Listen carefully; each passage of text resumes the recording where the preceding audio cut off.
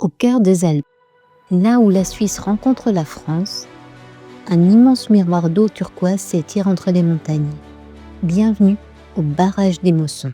Perché à plus de 1900 mètres d'altitude, ce lac aux reflets éclatants attire du printemps à l'automne randonneurs, photographes et amoureux de la montagne. Un paysage grandiose, derrière lequel se cache une histoire fascinante. En 1913, les chemins de fer fédéraux suisses prennent une décision majeure, électrifier l'ensemble du réseau ferroviaire suisse. Pour répondre à ce défi, il faut exploiter la force de l'eau. C'est pourquoi un premier ouvrage voit le jour dans la vallée. Il s'agit du barrage de Barberine.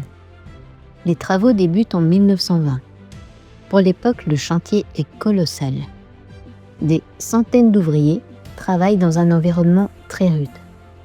Pour acheminer les matériaux, un funiculaire capable de gravir la montagne avec une pente de près de 87% est construit. Dans les années 1950, un second barrage est édifié, un peu plus en altitude. C'est le vieux Imosson. Mais cela ne suffit toujours pas. Vient ensuite le projet le plus ambitieux. Après des années d'études, nécessitant jusqu'à redessiner la frontière entre la Suisse et la France, les travaux du grand barrage des Mossons débutent en 1967. 8 ans plus tard, en 1975, l'édifice entre en service. Derrière son immense mur de béton se forme un lac capable de retenir près de 225 millions de mètres cubes d'eau. Aujourd'hui encore, ce site joue un rôle essentiel dans l'équilibre énergétique qui a été renforcé récemment par la mise en service de la centrale de pompage-turbinage de Nantes-de-Drance. Mais Imosson ne se résume pas à ces barrages. Autour du lac, les sentiers invitent à la découverte. Le panorama s'ouvre sur le massif du Mont Blanc. C'est aussi un territoire de nature façonné par le temps. Ici, à Imosson, on trouve des traces de dinosaures, plus précisément des traces d'archosaures, vieilles de plus de 200 millions d'années, qui témoignent d'un passé lointain, bien avant la naissance des Alpes telles que nous les connaissons aujourd'hui.